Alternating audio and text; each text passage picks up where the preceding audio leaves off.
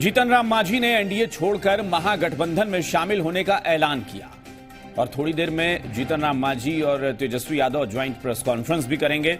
मांझी का एनडीए छोड़ना बिहार की सियासत में क्या असर डालेगा, एनडीए को या महागठबंधन को कितना उसका असर होगा, फायदा होगा, नुकसान होगा, इस पर हम चर्चा करेंगे। लेकिन पहले ये रिपोर्ट देखिए।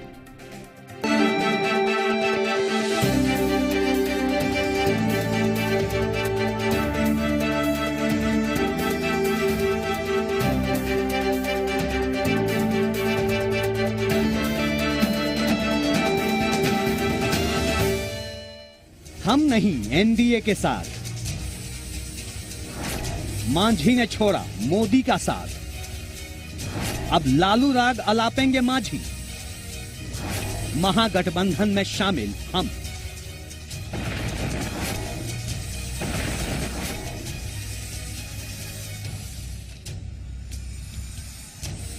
एक बार फिर जी बिहार झारखंड की खबर पर मुहर लगी। जीतन राम मांझी ने एनडीए का साथ छोड़ दिया है। मांझी अब महागठबंधन के साथ हो गए हैं। तेजस्वी यादव से मुलाकात के बाद मांझी ने एनडीए छोड़ने और महागठबंधन में शामिल होने का ऐलान किया। लोगों में बात हो गई है और हम महागठबंधन में जाएंगे, एनडीए से अलग। पिछले महीने जेल में लालू से वृषण पटेल की मुलाकात और मंगलवार को भोला यादव से मांझी की मुलाकात के बाद से ही ये माना जा रहा था कि मांझी के मन में कुछ चल रहा है। बुधवार सुबह तेजी से सियासी घटनाक्रम बदला। सुबह 10 बजे मांझी से मुलाकात करने तेजस्वी उनके घर पहुंचे। बंद कमरे में करीब 50 मिनट तक मांझी की तेजस्वी, तेज प्रताप, आरजेडी नेता भाई वीरेंद्र और भोला यादव से मंत्रणा हुई। 10:55 पर मांझी ने एनडीए छोड़ने की घोषणा की। पहले मांझी ने गुरुवार सुबह 10 बजे महागठबंधन में शामिल होने की घोषणा की। फिर बुधवार रात 8 बजे का समय तय किया गया। यानी ये तय हो गया कि मांझी मोदी राग छोड़कर अब लालू के गुण गाएंगे। महागठबंधन को मांझी से आस। बंद कमरे में हुई सियासी डील। जीतन राम मांझी की खुद की सियासी हैसियत बड़ी हो न हो, लेकिन वो एक बड़े वोट बैंक का प्रतिनिधित्व जरूर करते हैं। यही कारण है कि मांझी गठबंधनों के लिए हॉट केक रहे हैं। हालांकि कहा जा रहा है कि महागठबंधन में आने के लिए बड़ी सियासी डील हुई है। सूत्रों के मुताबिक मांझी ने खुद के लिए राज्यसभा का टिकट मांगा है और अपने बेटे संतोष मांझी के लिए एमएलए का टिकट मांगा है। हालांकि हम और आरजेडी की ओर से इस पर कोई खुलकर नहीं बोल रहा।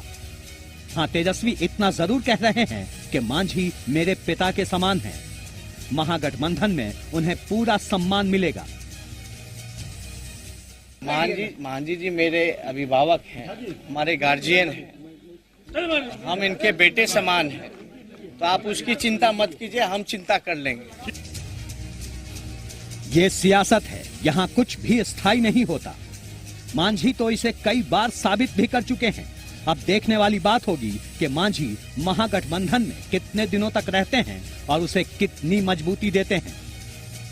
अमित कुमार, जी मीडिया, पटना। और चलिए आपको सीधे लिए चलते हैं उस प्रेस कॉन्फ्रेंस में। प्रेस कॉन्फ्रेंस शुरू हो गई है। जीतन राम मांझी और तेजस्वी यादव दोनों मौजूद हैं। आज हम महागठबंधन में शामिल होने का निर्णय लिया है और हम अनुग्रहित हैं बिहार विधानसभा के प्रतिपक्ष के नेता और तेजस्वी यादव जी सहित।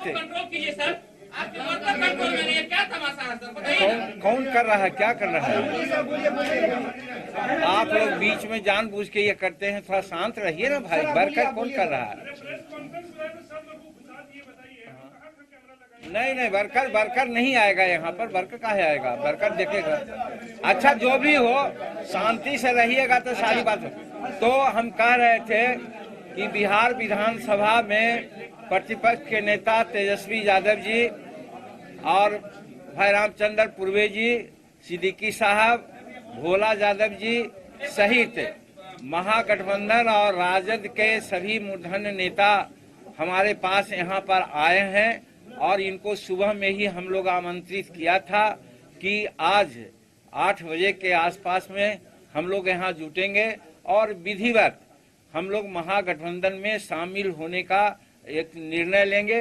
और आज अभी आप लोग आए, आपका स्वागत किया और हम लोग घोषणा करते हैं कि महागठबंधन में आज से हम लोग शामिल हो गए हिंदुस्तानी अवाम मोर्चा सेकुलर सभी कार्यकर्ताओं के साथ। अब थोड़ा प्रश्न उठता है कि एनडीए में हम लोग थे और एनडीए में जब नीतीश कुमार जी अभी आए हैं बिहार में, तो 2-3 मुद्दा ऐसा है जो कि गरीब को एकदम हिट किया है, जिसके चलते गरीब परेशान है। सबसे पहले नशाबंदी का मामला लेकर के आप लोगों को कहना चाहते हैं। हमें तो पता है कि 80-90 हजार जो जेल में लोग हैं उसमें करीब 99% सब गरीब तबके के लोग जेल में हैं। उनके बाल बच्चे लोग एकदम बिलबिला रहे हैं, उनका देखभाल करने वाला कोई नहीं है। उसी प्रकार से बालू का जहां तक सवाल आता है, वहां पर भी हमारे मजदूर लोग का वैकल्पिक व्यवस्था न होने के कारण वो लोग फाके चलने की स्थिति में आ गया। तो हम हिंदुस्तानी अवाम मोर्चा सेकुलर जो गरीबों के लिए ही बात करती रही है और उन्हीं का जो वोटर है आज सबसे ज्यादा आक्रांत है और पीड़ित है। और ये बात को जब नीतीश कुमार जी के सामने हमने रखने का काम किया तो उन लोगों ने उपहास किया। हमें समझ में आया कि शायद ई व्यवस्था में ये लोग ऐसा काम नहीं कर सकेंगे। दूसरी ओर हम लोग देखते हैं कि जो आरक्षण है शेड्यूल कास्ट का, आरक्षण में दिनों दिन कटौती होने की बात आ रही है। हम तो मांग करते हैं, हमारी मांग रही है और हम धन्यवाद देना चाहते हैं तेजस्वी जी को भी और महागठबंधन के लोग के साथियों को भी कि हमने सुना है जो हमारी बात है कि भाई जहां तक आरक्षण का दायरा जो अभी 50% है उसको बढ़ाया जाए, बढ़ा करके गरीबों को उसमें समायोजित किया जाए, जिसमें वैसे लोग भी जो होते हैं जिनको तथाकथित रूप में कहा जाता है कि साहब वो बड़ी ऊंचे हैं या सवर्ण हैं, उन लोगों के गरीबों को भी आरक्षण देने की बात हम करते रहे हैं और श्रद्धेय लालू जी भी इसकी बात कभी कभी चलाते हैं। तो हमको ऐसा लगा कि हम लोग एक माइंड के आदमी हैं और इस बात को आगे हम लोग बढ़ावेंगे। और संवैधानिक स्तर पर आप देखा जाए तो संविधान में अनेक प्रकार की प्रक्रियाएं ऐसे कर करके उसको जो मेन ढांचा है उसको तोड़ने का भी प्रयास हो रहा है। तो हम समझा कि आज भले लालू जी जेल में हैं, लेकिन आज स्थिति ऐसी है कि उनको मजबूत, उनके विचारधारा को मजबूत करने की बड़ी आवश्यकता है। और जैसे ही निर्णय हम लोग ने लिया है, बिहार में एक तरह से लोग इतना ज़्यादा उत्साहित हैं, गरीब तबके के लोग, माइनॉरिटी के लोग जो हमको मदद करना चाह रहे थे, लेकिन दिल में कहीं ना कहीं कुछ ऐसी बातें थी। और आज जब हमारा ये निर्णय हो गया है तो उससे एकदम सब लोग इतना खुश हैं और ऐसा लगता है कि आगे आने वाले दिन में हम लोग महागठबंधन की यहाँ सरकार बनेगी। और अभी जो चुनाव होने वाला है, उपचुनाव होने वाला है, वो तीनों उपचुनाव हम लोग हर हालत में जीतेंगे, काफी मत से जीतेंगे। और हम ऐलान करते हैं यहाँ से कि जो हिंदुस्तानी अवाम मोर्चा सेकुलर के साथी जहाँ कहीं भी हों, हर या कल से महागठबंधन के उम्मीदवारों को जिताने का वो प्रयास करें।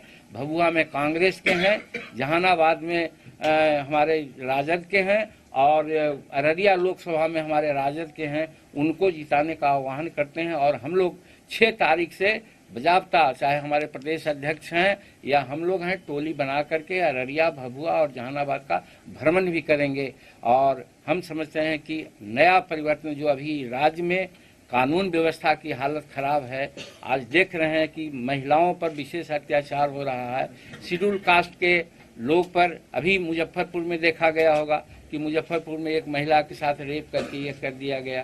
कहने का मतलब है कि इतनी भारी संख्या में अत्याचार हो रहा है और जिसके चलते इन लोगों को संज्ञान लेना चाहिए वो नहीं ले रहे हैं। और एक चीज बहुत गार्डेड रूप में हम कहना चाहते हैं, हम खुल करके नहीं कहना चाहते हैं, भागलपुर के दंगा में जो लोग काफी इंस्ट्रूमेंटल थे, आज यहाँ पर उनको महिमा मंडित किया गया है, यानी कि डीजीपी के रूप में उनको यहाँ पर पोस्टिंग किया गया है।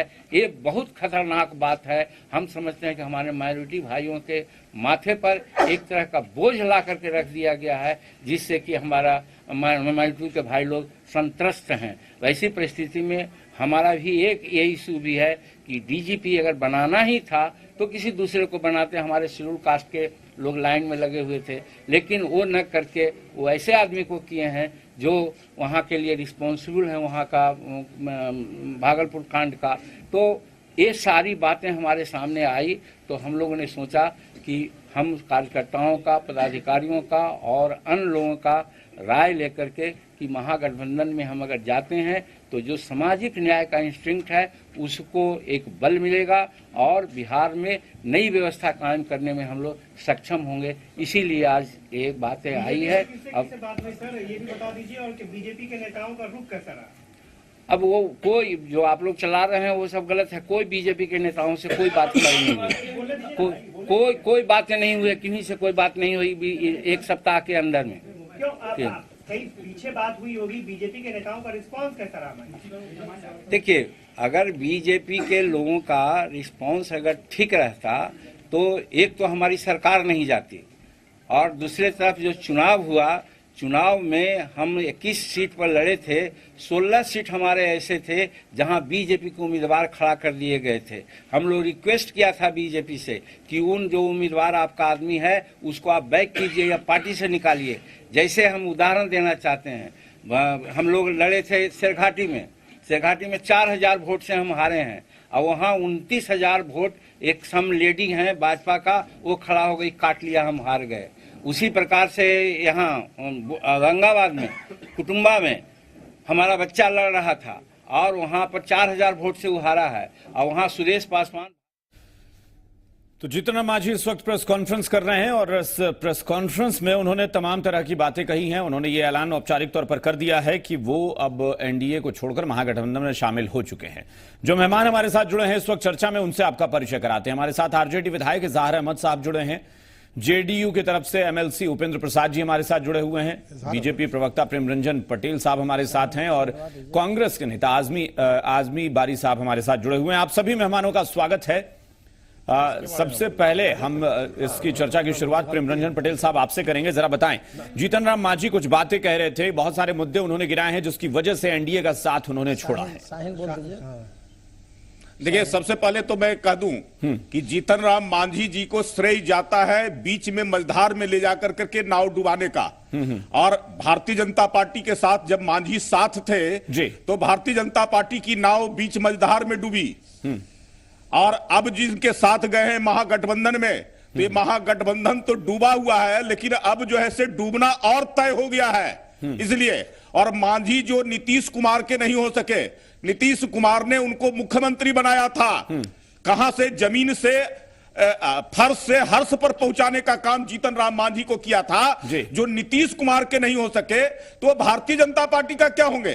भारतीय जनता पार्टी ने जीतन राम मांझी को जितना सम्मान दिया है, जितना उनका इज्जत किया है, वो किसी जगह पर नहीं मिलेगा। राष्ट्रीय जनता दल में गए हैं महागठबंधन में, वहां तो उसकी नीति है कि उसको यूज करो, यूज एंड थ्रो की नीति रहती है राजद का कि आपकी जरूरत है, आवश्यकता है तो आपका को ला करके पूरा आपका मान सम्मान करेंगे और जैसे ही काम निकला फिर उसी तरह से आपको दूध की मक्खी की तरह निकाल देंगे। जीतन राम मांझी जी का वही हस्र महागठबंधन में होना तय है। जीतन राम मांझी बिहार की सियासत के वो मांझी नहीं है जो नाव को पार लगा दें, किनारे लगा दें, वो बीच में डुबाने वाले मांझी हैं, आप ये कहना चाह रहे हैं? हाँ, डुबाने वाले हैं, इसलिए कि भारतीय जनता पार्टी के साथ है तो भारतीय जनता पार्टी की नाव डूबी। जी। और अब जो है से महागठबंधन की नाव डूबनी तय है। बिल्कुल। इजहार अहमद साहब मांझी हैं। बिल्कुल, इजहार अहमद साहब, आपकी पार्टी के साथ खास तौर पर मांझी साहब की इधर ट्यूनिंग दिखी है और आज भी साथ में प्रेस कॉन्फ्रेंस कर रहे हैं। जरा एक बात बताएं, जीतन राम मांझी के बारे में बार बार कहा जा रहा है कि वो सम्मान चाहते थे। अब जरा सम्मान की परिभाषा देखिए। कल तक वो एनडीए में रहकर किसी भी सभा में प्रधानमंत्री के साथ मंच साझा करते थे, मंच पर प्रधानमंत्री के बगल में कुर्सी लगती थी और आज प्रेस कॉन्फ्रेंस शुरू होते ही 4 बार तेजस्वी जी, तेजस्वी जी, तेजस्वी जी का गुणगान कर रहे हैं। ये किस तरह का सम्मान है, जरा बताएं। प्रधानमंत्री के साथ मंच साझा करने से ज्यादा सम्मान उनको तेजस्वी जी की जी हुजूरी में लग रहा है। जी, मैं अख्तरुल इस्लाम शाहीन, प्रवक्ता राष्ट्रीय जनता दल। जी। अच्छा, माफ चाहेंगे तो मैं ये अख्तरुल साहब जी। जी जी। नहीं देखिए, एक तो पहली बात तो मुझे उस बात पे आपत्ति है कि भाजपा के प्रवक्ता ने कहा कि वो ऐसे मांझी हैं कि जिस नाव पे जाते हैं, जिस पार्टी में जाते हैं, डुबो देते हैं। आज भी इनकी मानसिकता नहीं बदली जी। एक नेता जो बिहार का मुख्यमंत्री रहा है, दलितों का चेहरा रहा है, आज भी ये वो भावना रखते हैं, अशुभ मानते हैं, अपवित्र मानते हैं, छुआछूत मानते हैं कि जिस पार्टी में जाएंगे, जिस दल में जाएंगे, गलत जिस चुनाव में जाएंगे, भावनाओं को भड़काने वाली बात शाहीन साहब मत करें। भड़काने वाली बात मत करें। जब इनकी सरकार थी तो सबसे ज्यादा अगर किसी के साथ जो है क्रश हुआ तो दलितों के साथ हुआ, महादलितों के साथ हुआ। सबसे ज्यादा सम्मान तो नीतीश कुमार की सरकार में, एनडीए की सरकार में महादलितों को मिला। हमारी नीतीश कुमार जी ने मुख्यमंत्री बनाया उनको। अच्छा, पटेल साहब एक बार इनको अख्तरुल साहब को बोलने दीजिए। अख्तरुल साहब बोले। हाँ बोले, उसके बाद एक राउंड के बाद। नहीं देखिए, मांझी जी ने जो निर्णय लिया है, ये सचमुच एक बड़ी बात है कि जो व्यक्ति देश के प्रधानमंत्री के साथ लगातार बैठकें करता हो, जिसका एक मधुर रिश्ता देश के सर्वोच्च पद पे बैठे लोगों के साथ रहने के बावजूद नहीं, आप मुझे बताइए मत। ये मैंने आपसे सवाल पूछा है कि जब सम्मान और सम्मान की दुहाई बार बार दी जा रही है कि उनको कोई पद नहीं, सम्मान केवल चाहिए था, तो सम्मान ज्यादा किसमें था? प्रधानमंत्री के साथ मंच साझा करने में या तेजस्वी यादव की जी हुजूरी करने में? नहीं देखिए, कोई भी नेता, राजनेता, राजनीतिक पार्टी, सम्मान का मतलब यह होता है कि वो जिस वर्ग की राजनीति करता है, जिस समाज की राजनीति करता है, उसके हित की बात दल में हो रही है कि नहीं, सरकार में हो रही है कि नहीं, गठबंधन में हो रही है कि नहीं। जिस तरह आज पूरे देश में दलितों के साथ जुल्म अत्याचार हो रहा है, जिस तरह भी उन्होंने आरक्षण के मामले को कहा घटाने का काम किया जा रहा है, तो इस तरह का मुद्दा, इसको मान सम्मान कहते हैं कि उनके लोगों के उन्होंने कोई भी बात अभी तक की प्रेस कॉन्फ्रेंस में 5 मिनट में उन्होंने ऐसा कोई मुद्दा आपको कहा है क्या जो लगता है मुद्दा है? उन्होंने कहा है कि आरक्षण कम, एक मिनट, आरक्षण कम करने की बातें सुनने में आ रही हैं। यानी आपने कयास लगा लिया कि बीजेपी आरक्षण खत्म कर देगी और आपने पाला बदल लिया। नहीं तो ये एक बड़ा मुद्दा है ना, एक देश का बड़ा। तो फिर हुआ कहां? आरक्षण खत्म हुआ कहां था कि आपने पाला बदला? कटौती करने की बात आ रही है तो आरक्षण एक बहुत बड़ा महत्वपूर्ण मुद्दा है और इस मुद्दे को उन्होंने उठाया है कि इस मुद्दे को लेकर के वो इस तरह का निर्णय ले रहे हैं। और जहां तक पद की बात है, राज्यसभा या किसी भी पद की बात है, सम्मान की बात है, तो जीतन राम मांझी जैसे एक राष्ट्रीय स्तर के नेता को, जो दलित का एक राष्ट्रीय चेहरा है, मुख्यमंत्री रहा हुआ आदमी है, उसके लिए राज्यसभा कोई माने नहीं रखता है। इसलिए उनके छवि को धूमिल करने के लिए, उनके प्रभाव को कम करने के लिए, उनको कम दिखाने के लिए इस तरह की बात मीडिया के माध्यम से छवि बनाने के लिए ना, और कद बनाने के लिए बहुत सारी चीजें, बहुत सारा त्याग भी करना पड़ता है। पार्टी बदलना ठीक है, सियासत में चलता है, लेकिन कितनी बार आप सीपीएम से शुरुआत छात्र राजनीति की करते हैं, फिर कांग्रेस में जाते हैं, फिर आरजेडी में जाते हैं, फिर जेडीयू में जाते हैं, फिर एनडीए के साथ आते हैं और फिर महागठबंधन में जाते हैं। नहीं देखिए, इन लोगों ने उनके साथ क्या व्यवहार किया। चलिए ठीक है, बहुत अच्छा। नहीं, आप व्यवहार पे अटके रहिए कि व्यवहार खराब किया, लेकिन आप ये नहीं बता रहे हैं कि कौन सा व्यवहार। नेता बनाएंगे उनके जीतन राम मांझी के नेतृत्व में ये चुनाव लड़ेंगे। देखिए, मांझी जी ने एक बड़ा मुद्दा उठाया कि भाजपा ने मुझे 30 सीट तो दिया। चलिए ठीक है, उपेंद्र प्रसाद जी के पास हम आएंगे। उपेंद्र जी बस एक बार रुकते हैं, तेजस्वी यादव जी कुछ कह रहे हैं, जरा वो सुनते हैं कि तेजस्वी यादव क्या कह रहे हैं। और लालू जी लगातार कहते रहे हैं कि अघोषित इमरजेंसी पूरे देश में जो लागू है, आज हमारा संविधान खतरे में है। अनंत हेगड़े उन्हीं के केंद्र राज्य मंत्री बोलते हैं कि संविधान को हम खत्म करने आए हैं। मोहन भागवत कहते हैं कि आरक्षण को समाप्त कर देना चाहिए। तो इन तमाम बिंदुओं को लेकर के, गरीब के हित में और बिहार के विकास को लेकर के आज जो मांझी जी ने जो कदम उठाने का काम किया है और हम लोगों के हाथों को जो मजबूत करने का काम किया, गठबंधन में इनके आने से बड़ी मजबूती मिली है, इसके लिए इनको धन्यवाद देते हैं। और लगातार आप देख रहे हैं कि मांझी जी ने जो जिक्र किया, जब मांझी जी मुख्यमंत्री थे तो कई ऐसे इनके कैबिनेट ने जो फैसले लेने का काम किया, जो नीतीश जी ने उसको फिर से, जब एनडीए की सरकार बनी तो उसको फिर से उस एजेंडे को लागू नहीं किया। कई ऐसे मामले थे। अभी तक आप बजट देखे होंगे बिहार का, 3 डेसिमल जमीन देने की बात थी, मांझी जी ने उसको बढ़ा करके 5 डेसिमल जमीन करने का काम किया मार्केट रेट से। और अभी तक कहीं भी गरीब को नहीं जमीन मिल रहा है, नहीं कुछ मिल रहा है। जो इन्होंने शराबबंदी की जो बात की, हमने आज सदन में भी उठाया, मुख्यमंत्री जी से भी पूछा, मुख्यमंत्री के पास कोई जवाब नहीं था। हमने ये बोला कि जेल तो केवल गरीब जा रहा है और 1,30,000 लोग, कई अखबारों में भी आर्टिकल आ चुका है, 1,30,000 लोग जेल जा चुके हैं और जिसमें सबसे ज्यादा जो तादाद है, ठीक ही कहा मांझी जी ने, 99%। ज्यादा से ज्यादा लोग जो हैं दलित, महादलित, अति पिछड़े, गरीब तबका। हमने मुख्यमंत्री जी से सवाल पूछा, मुख्यमंत्री जी बताएं कि कितने माफिया को आपने जेल में डाला, शराब आ कहां से रहा है, कितने बड़े पदाधिकारी या मंत्री या कितने अमीर लोग जो हैं वो जेल में गए हैं। तो इसका कोई मुख्यमंत्री जी के पास जवाब नहीं था। और लगातार आप देखते होंगे मांझी जी से कोई हम लोगों का नया रिश्ता नहीं है। लालू जी के साथ, हमारी माँ के साथ लगातार इनका रिश्ता रहा है, साथ में मिलकर के इन्होंने काम किया है और हमारे अभिभावक तुल्य हैं, हमारे पिता जैसे हैं। आज सुबह भी हमने कहा था, लेकिन नीतीश जी के नेतृत्व पे अब किसी को भरोसा नहीं रह गया है। जनता दल यूनाइटेड के भी कई ऐसे जो विधायक हैं जो नीतीश जी के फैसले से या और भी चीज़ों से काफ़ी नाराज़गी है, विधायकों को भी समय नहीं मिलता। और जो बीजेपी का जो एनडीए जो बना था, गठन हुआ था, आप देखिएगा हिंदुस्तान में अनेकों राज्यों में उनके अलायंस जो है नाराज़ है। शिवसेना आपकी निकल गई महाराष्ट्र से, अकाली दल नाराज़ है पंजाब में, इधर चंद्रबाबू नायडू कुछ कह रहे हैं। तो बीजेपी में, एनडीए में सब कुछ ठीक नहीं है। उनके जो डोमिनेटिंग करने का जो तरीका है, किसी को सम्मान नहीं देना, किसी को समय नहीं देना, ये सारा तरह का समस्या जो है उसमें चल रहा है। और नीतीश जी पे तो भारी तकलीफ है, चाचा है तो थोड़ा भतीजा को तकलीफ होता है, उन पे तो भारी प्रेशर है कि मर्ज कराने की बात चल रही है कि जनता दल यूनाइटेड को बीजेपी में मर्ज करा लिया जाए। तो काफ़ी अनबन है, नीतीश कुमार जी भी खुश नहीं है वहाँ, जो हकीकत है। और साफ साफ परेशानी जो है उनके चेहरे पे दिखती है। हमने छात्रवृत्ति की बात कही थी पहले भी, छात्रवृत्ति जो स्टूडेंट क्रेडिट कार्ड आया, हमने सदन में भी बात कही, जो दलित, महादलित, अति पिछड़े, अल्पसंख्यकों छात्रों को जो छात्रवृत्ति मिलती थी, उसमें भी स्टूडेंट क्रेडिट कार्ड आने से जो छात्रवृत्ति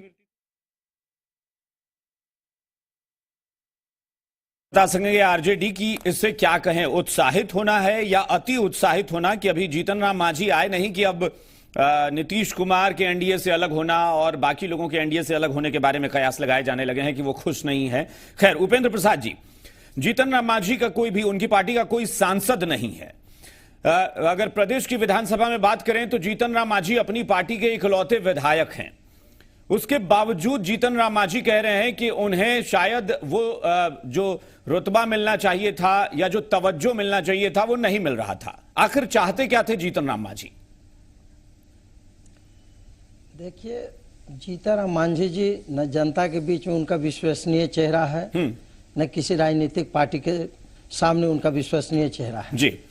न सिर्फ इन नेताओं के पीठ में छुरा घोंपने का काम किया समय समय पर, बल्कि अपने क्षेत्र के जनता के साथ भी ये विश्वासघात करते रहे हैं। आखिर क्या कारण है कि मुख्यमंत्री, बिहार के मुख्यमंत्री रहते हुए अपने विधानसभा क्षेत्र से चुनाव हार जाते हैं? एक आदना सा नया कार्यकर्ता चुनाव जीत जाता है। ये जहां से जीते हैं, ये जीते नहीं हैं, बल्कि वहां के उम्मीदवार से इतने लोग नाराज थे, हमारे उम्मीदवार से, कि उनको हराने के चक्कर में ये इनकी जीत हो गई।